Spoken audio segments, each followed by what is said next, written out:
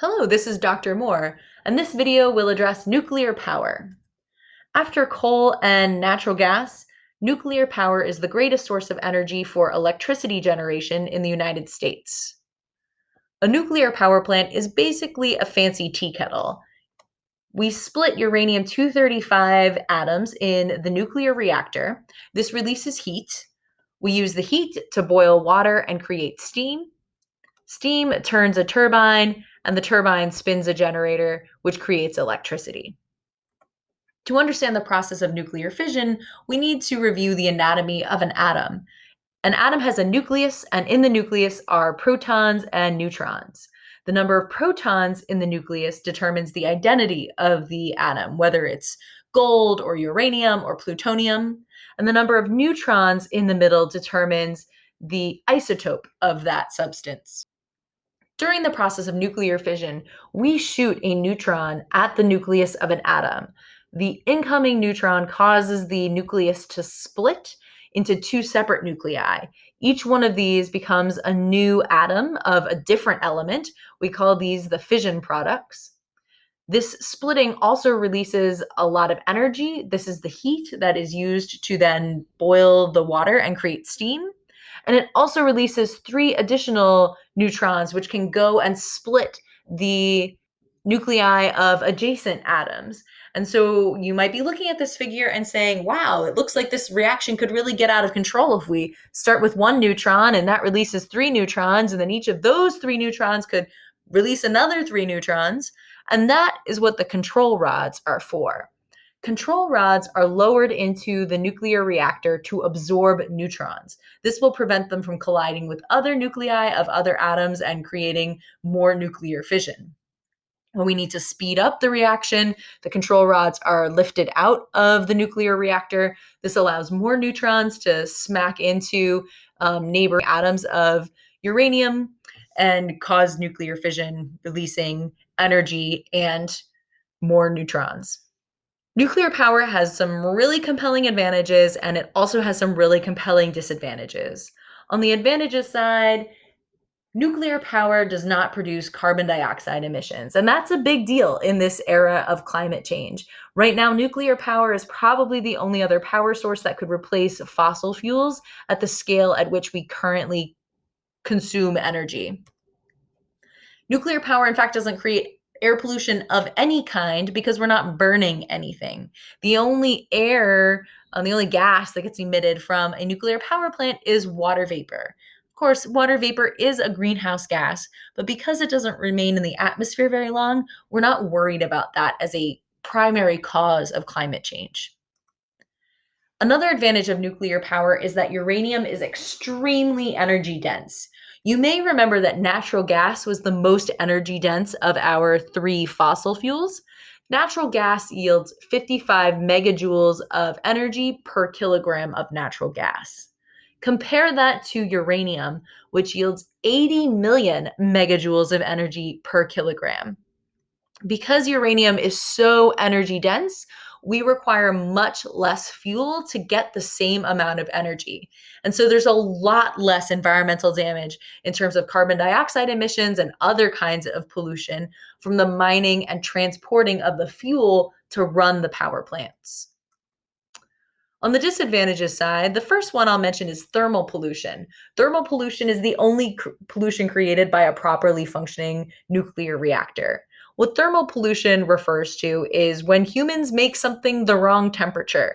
And in the case of a nuclear power plant, we're usually making a body of water, like a river, lake, or ocean, a little bit too hot. Why this happens? Well, we've got this steam that we're boiling in order to turn our turbines. And then we have a condenser where we want to make that steam return back to liquid water so we can send it back through and heat it up again to flow through the turbines. And in order to cool that steam back down to water, we run a pipe of cold water from a lake or the river or an ocean into the condenser. This cools the steam because it absorbs the heat from the steam, and that makes the water returning to the river, lake, or ocean a little bit too warm. Sometimes that's an issue because the temperature itself is beyond the ecological tolerance of the organisms that live in that body of water. And sometimes it's an issue because warm water holds less oxygen than cold water. And so by heating up the water, we may be starving the organisms that live in that body of water of the oxygen that they need. Another disadvantage of nuclear power is that it's non renewable.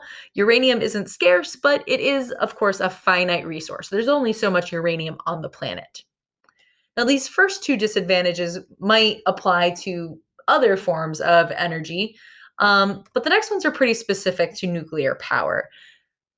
Specifically, nuclear power produces radioactive waste, and that waste needs to be safely stored for an inconceivably long amount of time.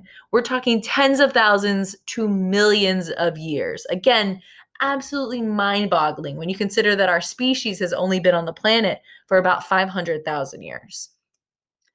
We're going to take a little aside to talk about radioactive waste because you can't really appreciate why radioactive waste is a problem until you know a little bit more about it. So, nuclear energy produces two forms of radioactive waste. There's the high level waste, that's the used fuel rods. Sometimes they're called the spent fuel rods. These are rods of uranium that are not radioactive enough to be useful in a power plant, but they are still still plenty radioactive enough to harm living things. There's also the low level waste. These are the clothing and the tools, the rags, and the other equipment from the nuclear power plant that get contaminated with enough nuclear radiation that we want to be mindful about what we do with them.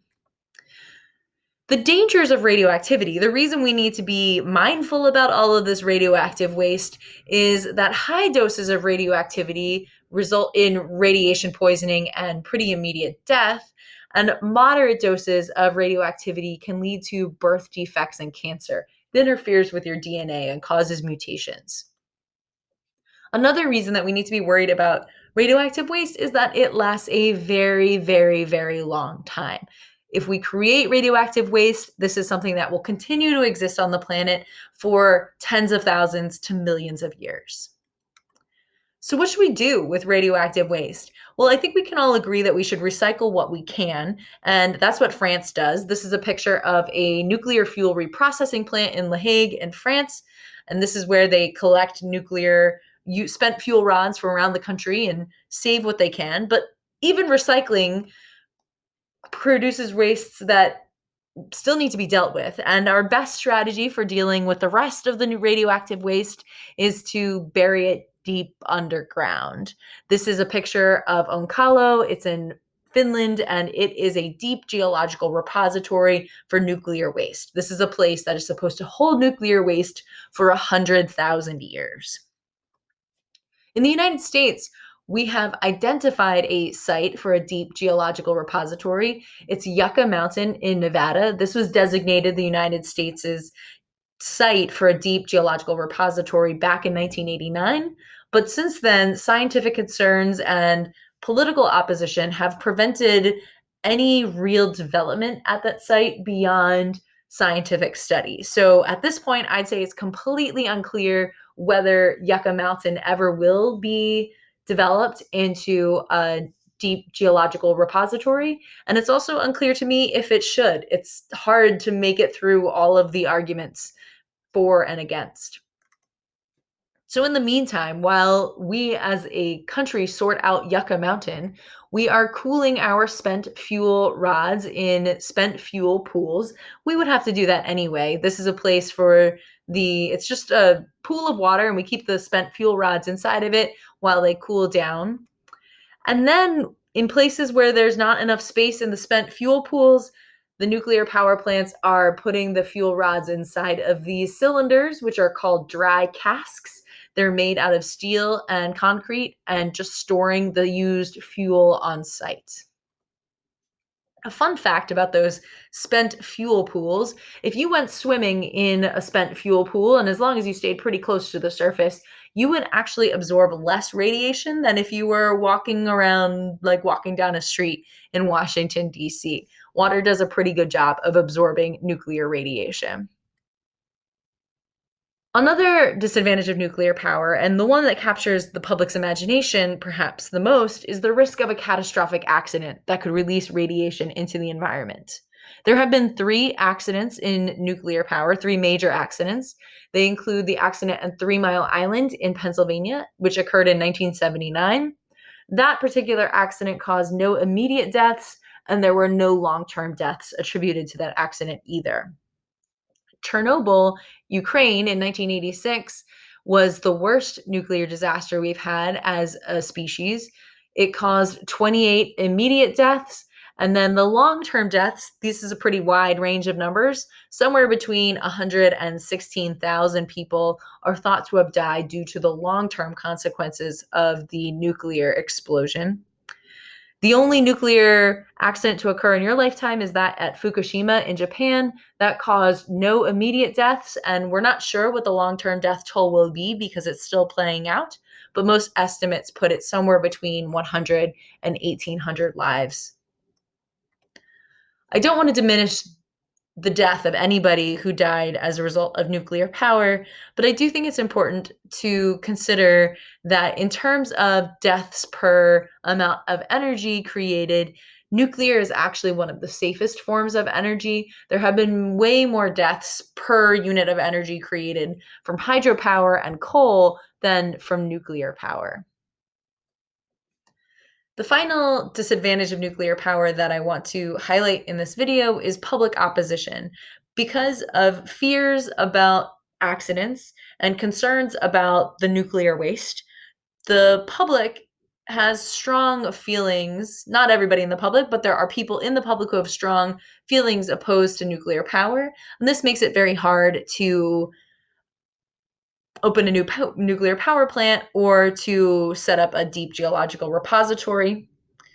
And this is where I'd like to introduce a term that applies to nuclear power, but a lot of other concepts in environmental science too. And that is the term NIMBYism. NIMBYism refers to the fact that people will protest when environmentally undesirable things like nuclear power plants are going to be placed near them. So NIMBY stands for not in my backyard. And that concludes my video on nuclear power.